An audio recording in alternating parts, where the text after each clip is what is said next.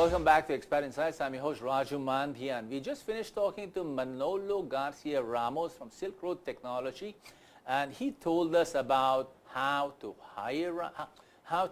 source right, hire right, and engage right. I think those are the three steps he covered. And now we'll talk about how to develop right, how to build people so that they stay with you and also grow themselves. So to discuss learning and development is a lady from a company called 360training.com. She's been in the country for 5 years, and she came in all by herself from the USA or from Pakistan?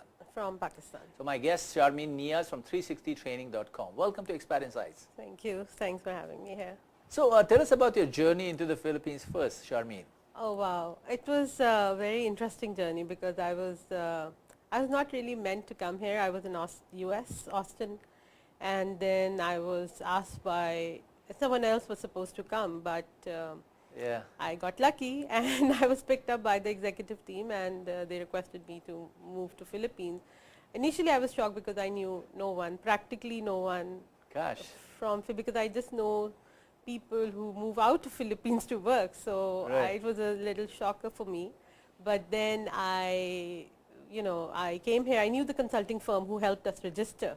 Yeah. And the company here to start the setup, that's the only people I knew, and I just came here. That's how I ended up in Philippines, and so far, it's like the journey of Christopher Columbus, the other way around. Yes, you can say that. But it was really interesting because, a lot of expectations.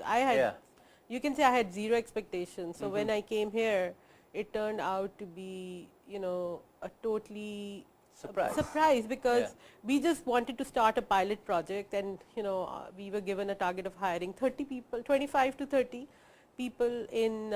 That's what we are going to do, just as a backup office in Philippines. Yeah.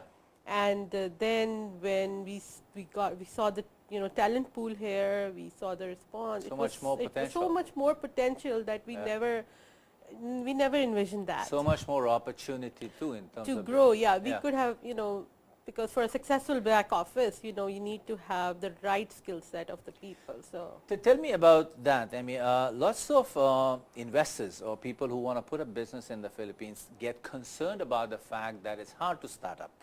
Yeah, because there's not so much information or data coming out as to how to register a company and startup. Now you did this. Of course, you use a consulting company. Yes. But still, using a consulting company to register you with BOI or SEC or DTI is one thing, but to start up a company, tell me about your early challenges. Oh, there were a lot of challenges because although we were working with the consulting firm, but then there were so many surprises. Like every day, there was a new surprise. First surprise for a US-based company was when my employees came and they said, what about our 13th? My 13th month salary, I was like, what is 13th month? I'm giving you quarterly bonus. That's more than enough. So I was like, you work and you get quarterly bonus. That's a big thing. Right. And they were like, no, it's legal. So I was like, that really caught me by surprise. And then I went back and I asked the lawyer. They said, yeah, you didn't know. It's like, no, you did the feasibility. You forgot to mention that there's a 13th month. So that's very specific to the Philippines, isn't it? That's very specific because I've not really. Okay, there is a Christmas bonus and stuff, but that was it's not like an obligation.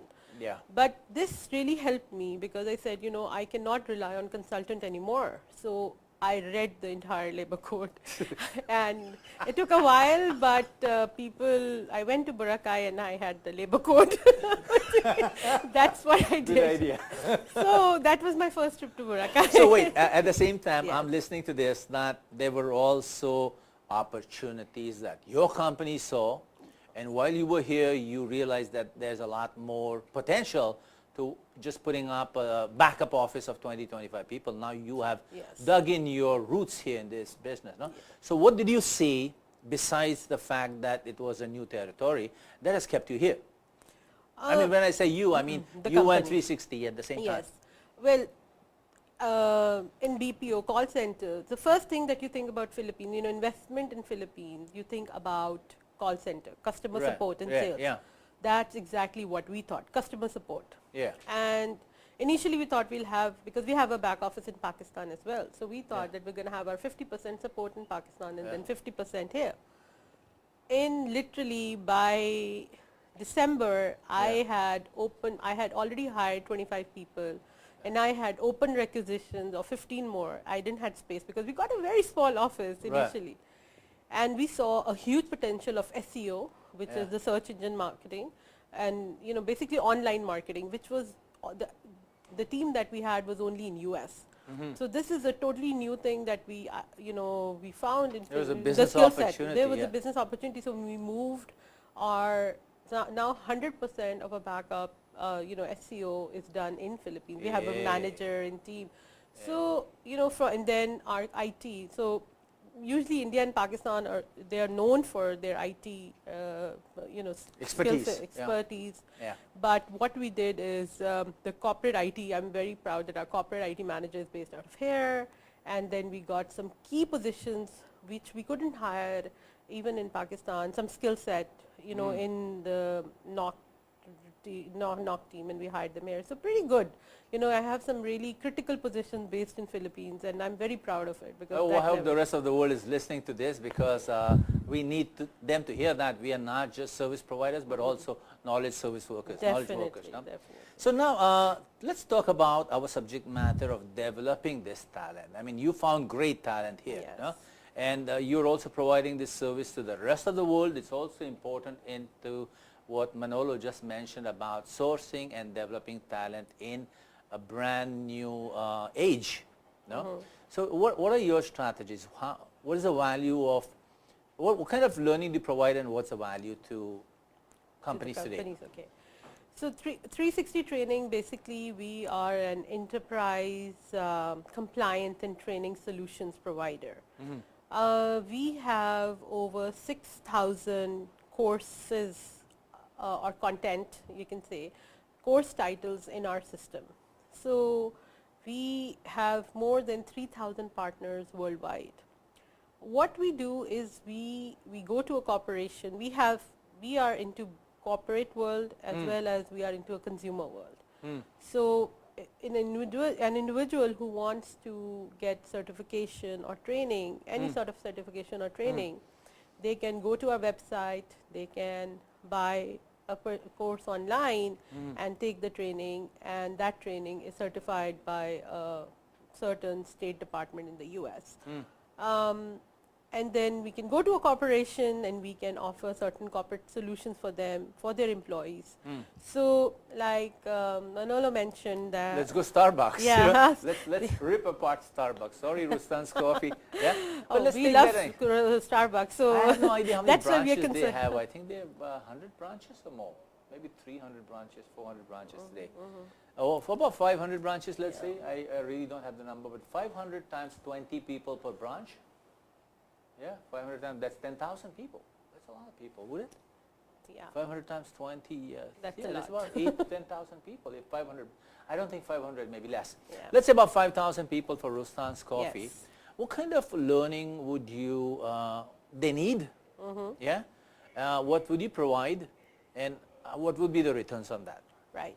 So when we say we are a enterprise compliance solution, this is exactly what we do. So Yeah. we go to organizations, we go to corporations, Yeah. and we talk to them and we tell them. So once it is identified, like for example, Silk Road, they identify that these are the competencies that they need to work on. Yeah. So we have the trainings then. So we will identify the trainings based on the certain competencies Yeah. that they need to develop for their employees. Then because we have a complete learning management system which is integrated with our content authoring tool, so we can recommend them trainings within our system. And plus, for example, so one of the competencies is that they need to know their standard operating procedures, because I'm sure all restaurants, all Starbucks all over the country need to follow same operating That's a very procedures. basic That's a competency basic, requirement, right? yeah. So we can have it online as well. So we can develop training plans based on each department, each skill set, and the managers can maintain that. They can make to make sure that their employees are actually going through these trainings Right. and So taking that's part them of and the developing onboarding, their solutions that you provide, no? yes. How about if something as, well, let's say something advanced as creativity and decision making? Every employee, and he did mention that they need autonomy. Definitely. So how do you go about providing that? How do you first discover and provide that, taking into consideration that it's a company that sells coffee? Yeah. So we have a service, internal survey tools as well. So we conduct survey, training need assessment. Based on that training need assessment, then our expert, because we have product managers of each industry. We work for hospitality, for real estate, for construction, even for business soft skills training, right? So we have, so based on the training need assessments, our product managers will then identify the trainings which are relevant to the need of that organization that will help them develop. So we can give them a basic training from active listening, because as a customer support service rep, they need to be a good listener, right, to their customers. So we can identify that training, and then we have HACCP training, which is food safety training as well.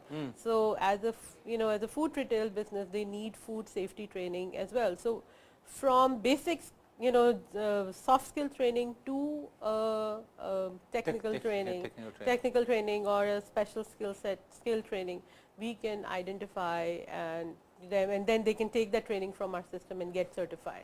So two questions on my mind. First, of course, since you specialize in e-learning, I'll hold that question. The other question on my mind is that how long does that creation of the training plan take? Yeah, what's the cycle, and what are the returns for the client?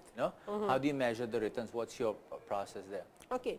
So for example, let's say it's a compliance based company, right? Like they need to be compliant to a certain government regulation.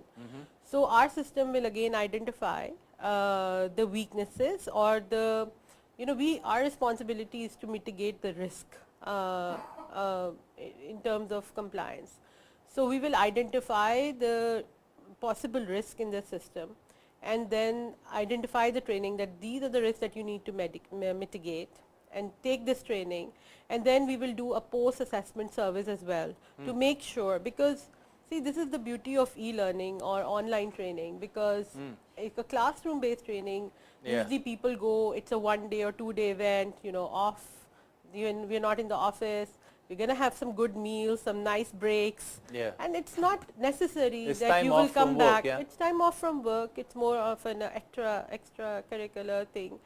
And when you come back, it's not necessary that I'm not saying everyone, but generally, they will not come back with the kind of knowledge base that you expect them to, right? I was talking to a government department in Philippines because we are working on certain online compliance programs for them.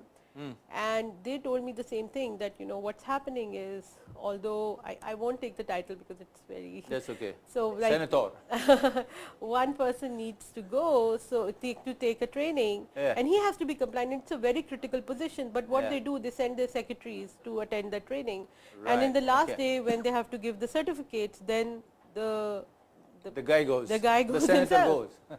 Not the senator. I don't want to. I am very careful. That's not politics yet, because you random senator, who knows which one was that?